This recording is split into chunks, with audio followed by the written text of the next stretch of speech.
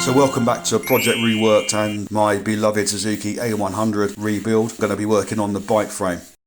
So I started cleaning up the frame. This is where I guess after years of use, I think the bike's a 1980 bike, after years of use, all of the bits of the bike, the frame that you can't get to, are covered in, I guess, oil from the chain or oil from the gearbox, and then all the dust and rubbish just collects. So I've just started scraping some of that off. Looking at the rear swing arm, it's in pretty good condition, not too much rust, so there's not too much to do on it, but there's a couple of things that need sorting out. One of the edges, as I'm doing here, is trying to beat the bead on the edge flat where it's been dented somehow. And also the tie back, the hold back for the rear wheel adjustment, which enables you to tension the chain, on one side completely missing, so I fabricate a piece of U-shaped metal and weld that onto the swing arm before I do anything else to it. Copying from the other side a piece of metal to weld onto the back of the swing arm. One thing I'm definitely not is a welder, but I have a go.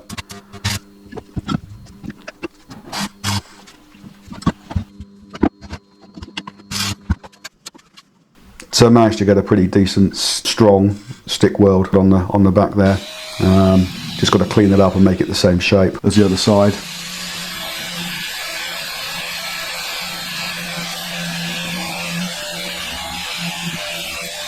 Wearing the safety boots, it's always a good thing.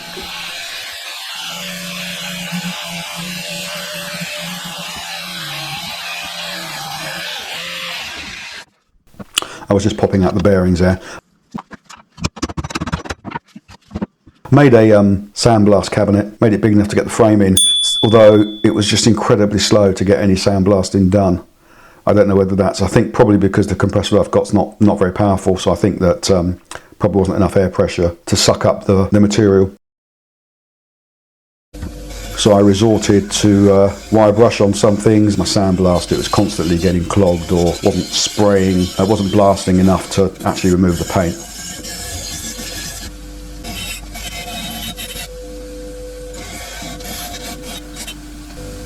That said, it made a pretty good job of the swing arm.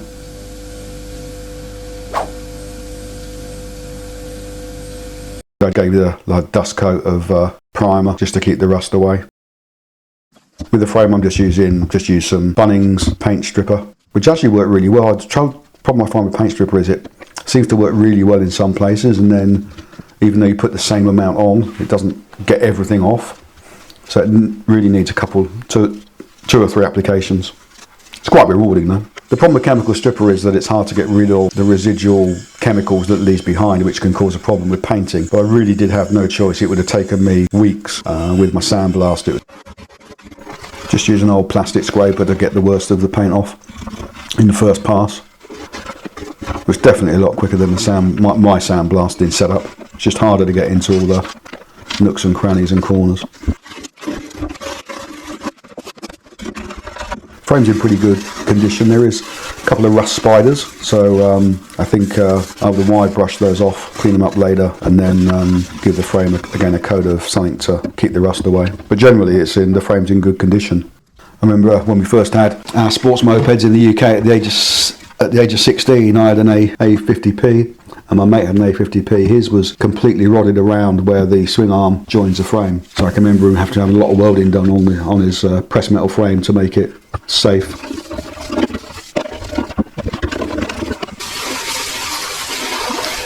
I cleaned off the worst of the residue prior to washing it down, and then just washed it down to get rid of the remaining chemicals.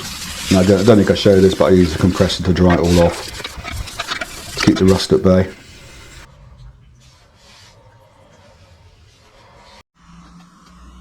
So here's the frame after a coat of black paint, so it's very similar to the original finish. Just looking through the wiring for the bike, it's all in pretty good condition.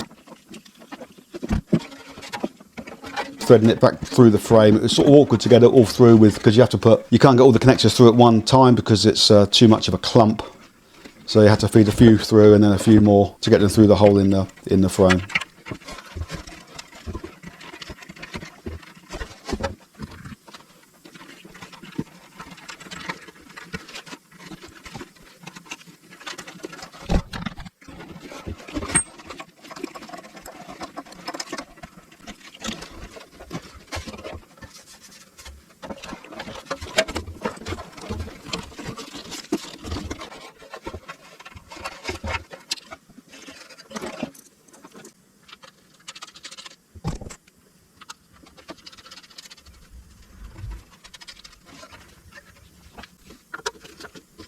So it's sort of easier to work on the bike. I'm putting the rear swing arm back on and torquing it up. Managed to find the torque settings online somewhere. So this means I can sort of, with the frame or with the swing arm and the stand, I can sort of start to reassemble the parts that I've done.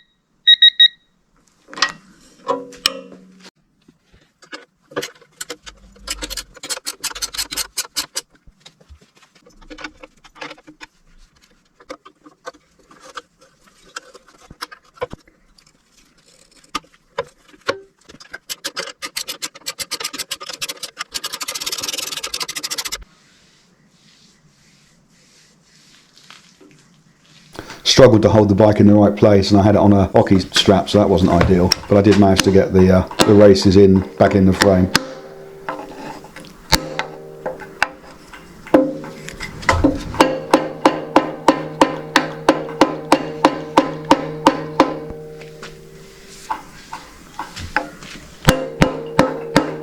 Interestingly, the wiring loom was in quite good condition. It had a couple of modifications to it which I undid and put back to factory, but apart from that it was in quite good condition, so I threaded it back through the frame the same way that it came out.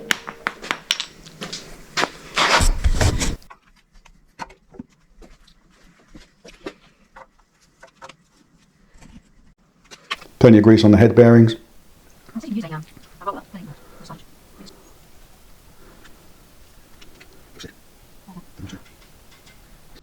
Currently got the frame upside down, so this is the underside of the head bearing. There's plenty of grease just to hold the ball bearings in place.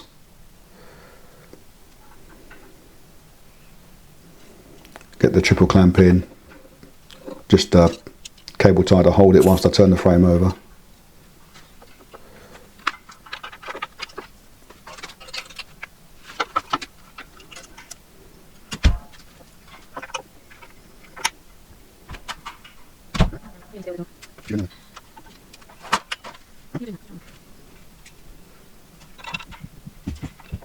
Pretty sure there's a proper tool for tightening these, I think they're castellated nuts on top of the headstock.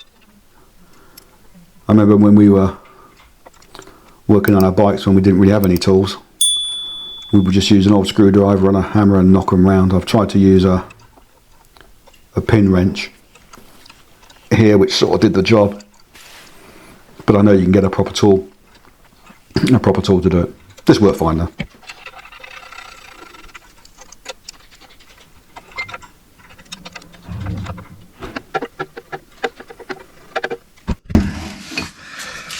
So I'm in the workshop and just want to have a look and see. I'm not planning to do too much to the engine. It seemed to run okay, didn't sound bottom endy. I will check the top end eventually, but I just want to see whether there's any gearbox oil in it, and if there isn't, put some oil in just to make sure there's not a leak out of the gearbox before I put it back in the bike.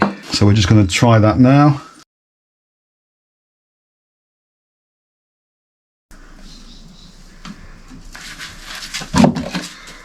Got a feeling there isn't any gearbox oil in it, but we'll see.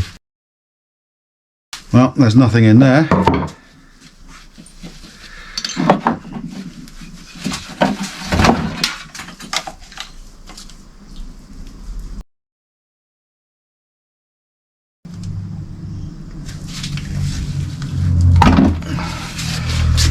Maybe that's the fill, not the drain. The drain's at the bottom, so my bad. Looks like there's a drop of water in there. Okay.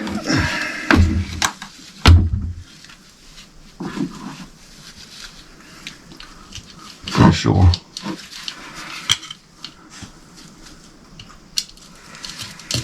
Just stick that back in for now. Pretty sure it's meant to have a fibre washer on it.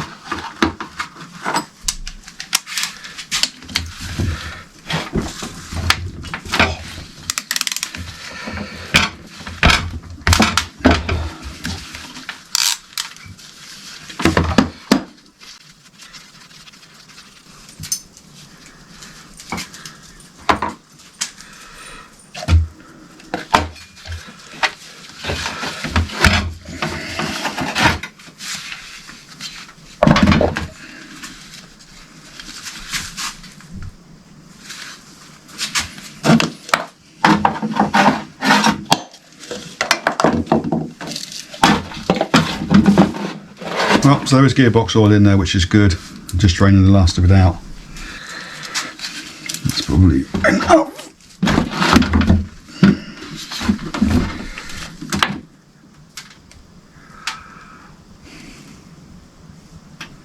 Doesn't look the best.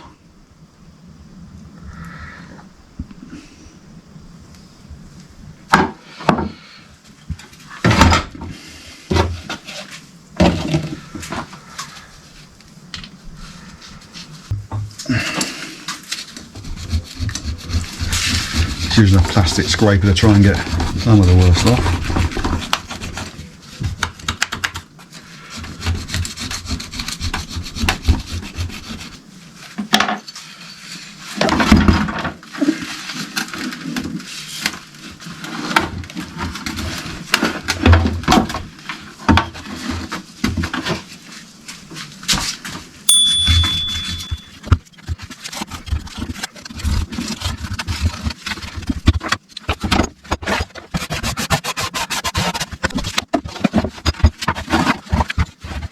So you can see the neutral light switch, it's probably plastic or Bakelite, and the end of it snapped off, so I'm just going to see if I can take that off and maybe I can epoxy it. We're trying to keep the cost down, but also I'd much rather have a repaired original part as long as it's repaired well than an eBay part. Anyway, we'll see how we go.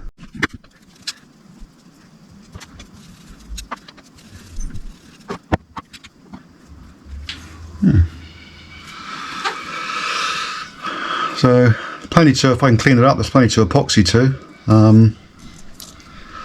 So maybe I can save it.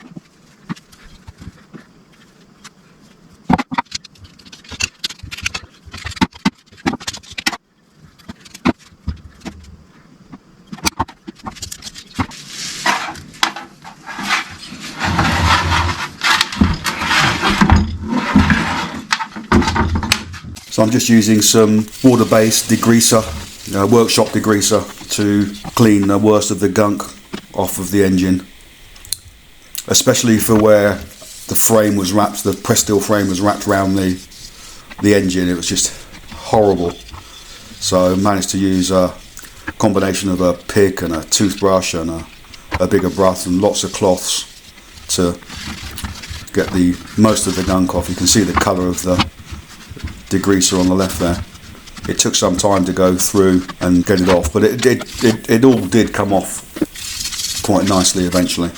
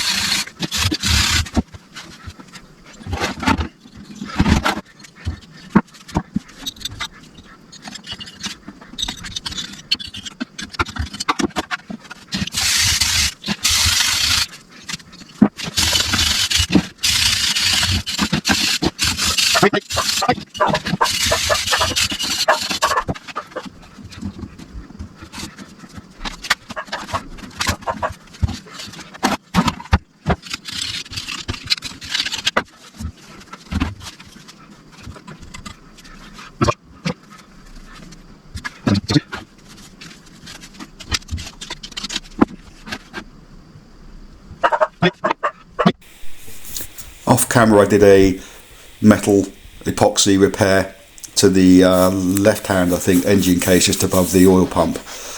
There's meant to be an oil pump cover that covers that area. That oil pump cover was missing, but also probably the reason it was missing is that the hole and thread that it was meant to hold it on, as you can see here, was split and opened up. So I'm just getting this flat, and I later drill it out and tap it so that I can replace the cover over that side of the engine and put a cover over the oil filter.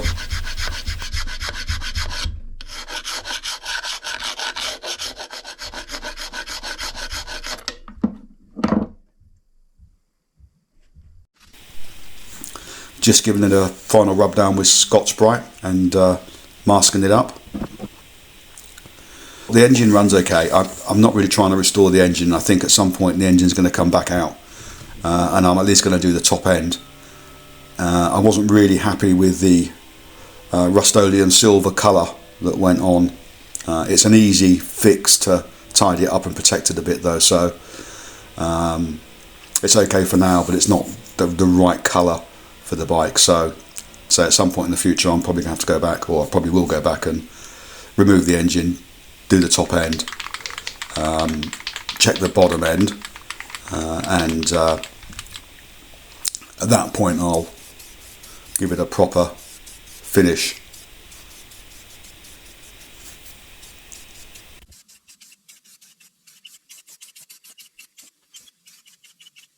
Thanks for watching. Next time I'm going to prep the wheels. Leave a comment and thumbs up if you like this video.